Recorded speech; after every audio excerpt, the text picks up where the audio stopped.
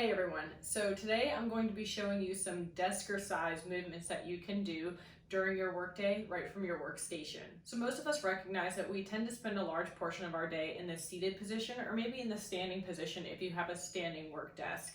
Now, while it's necessary for the sake of work to maintain these positions, whether you're seated or standing for longer periods of time, it's not ideal for the body and our health. While a lot of us try to combat the effects of sitting by getting in a daily workout, whether it's a 30-minute workout, an hour, or maybe more if we have the luxury of more time, it's not always necessary to get in a full workout in order to keep the body balanced and active. You can do some simple exercises just from your desk every hour or every couple hours that you get a chance to take a break and just step back from what you're working on, and that'll be a great way to stay healthy and active too. So I'm going to take you through a series of exercises today that you can do from your desk chair, in some cases while sitting in your desk chair. So for the purpose of what I'm trying to show you, I'm not actually at a desk. I just brought a chair into the room so that I could kind of show you or demonstrate the movements where you can see them a little bit more efficiently. But you can do this from your desk, whether it's your kitchen countertop right now, or your dining room table, or even maybe your couch. So the first exercise I'm going to show you is an exercise that you probably have seen if you've been following along the daily workouts and a lot of our other workout videos. It's just going to be a basic body weight squat. So what you'll do is you're going to get up out of your chair from your workstation. You're going to stand with your feet hips width apart, nice tall posture. We're going to hinge from the hips, push the butt back, keep the weight in the heels as we drop the body weight down towards the floor, and then stand back up at the top of the movement. So again, you want to just drop down nice and low, make sure you stand back up and get the full hip extension at the top of the movement. So this is going to work your lower body as well as your core and just kind of get those hip flexors mobilized after sitting for long periods of time.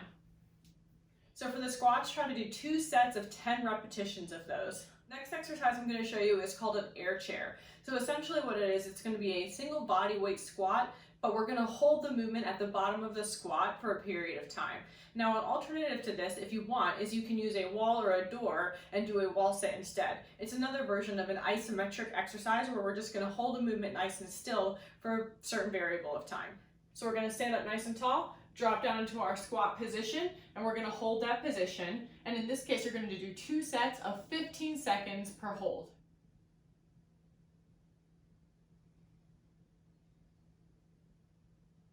So next we're going to go into an incline push-up. So for this, you're going to use the surface of your chair just to plant your hands and create that inclined surface so we can execute the push-up. Now if you're working from your couch, you can use that surface as well. Or if your chair position is too high or too low, you can also use your countertop surface or your desk surface as an alternative for the push-up as well. So we're going to bring our hands to the edge of our chair. You want them to be about shoulders width apart if possible, and the body should be in a nice incline plank position. So everything should be nice and straight. Make sure your core is engaged before you bend your elbows, drop your chest towards your chair, push back up till your arms are fully extended. And again, repeat, lower down and push back up. Now for the incline push-up, you're also going to do 2 sets of 10 repetitions, just like we did for our squat at the beginning. Now if you want a little bit more challenge and you don't want to do an incline push-up, you can also do a decline push-up by elevating your legs on the surface of your chair or your desk, which is going to be a different and more difficult version of the push-up. You can also do push-ups on the floor too. So the next exercise I'm going to show you is going to be a bodyweight tricep dip to work the back side of the arm, the upper portion of the arm. And again, we're going to use our chair as an assist for this, just like we just did for our incline push-ups. So for our tricep dip, we want to place our hands on the edge of the chair while we're in the seated position.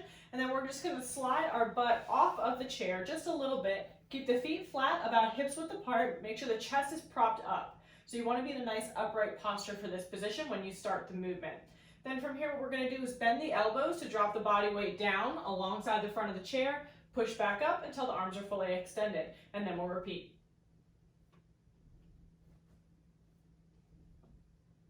Now, if you're looking to increase the difficulty of the tricep dip, you can do this movement with the legs fully extended away from the body as opposed to bent with the feet flat.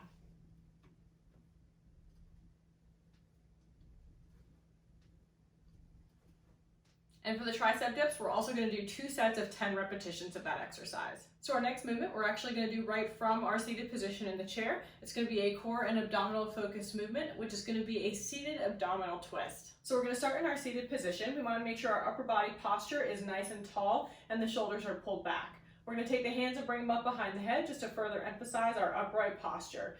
Now, because it's an abdominal twist exercise, we're going to be bringing the opposite leg towards the opposite arm in a crunch position. So what we're gonna do is I'm gonna lift my left knee up and bring my right elbow down towards that knee. And then I'll repeat on the other side. So I'm bringing the upper body down and across the body just a little bit to maintain that abdominal contraction as I bring the opposite knee up towards the elbow. Now you don't have to worry about making contact necessarily. You may be able to if you have the flexibility to get there, but you mostly want to worry about that abdominal twist and getting as tight of a contraction as possible with each rep.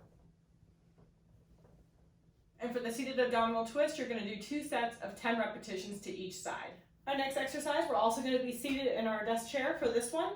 So what you want to do is a leg extension. This is going to activate the upper portion of the front side of the leg, which is going to be your quads and your hip flexors.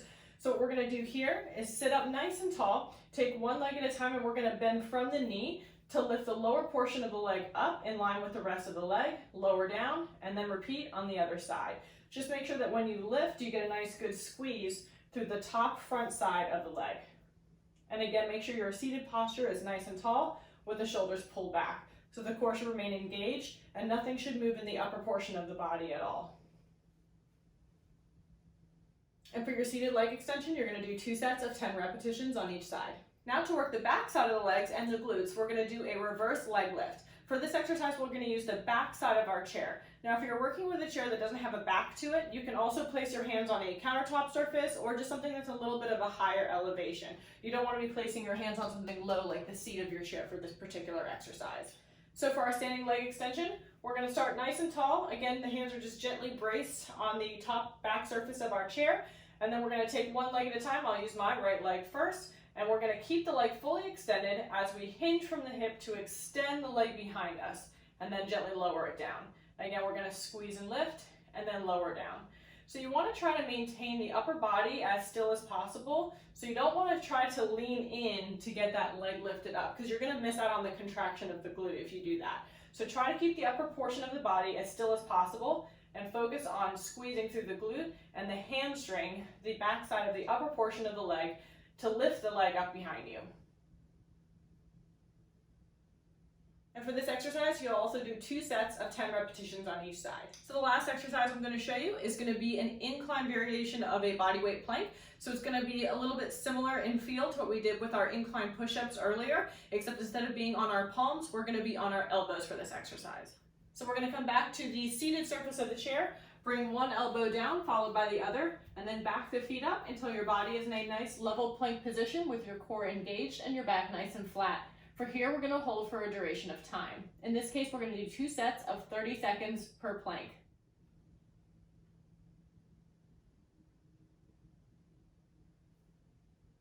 Always make sure with isometric exercises like the plank or with the air chair we did earlier that you don't hold your breath during those exercises. You want to keep your body nice and still, but keep the breath flowing. So for your plank, if you don't want to do the incline plank, you can always challenge yourself a little bit further to do a plank on the ground or on a lower inclined surface just to make that angle a little bit more challenging. So that gives you a good idea of some desk-ercise movements that you can do during your workday, right from your workstation, or at least very close by.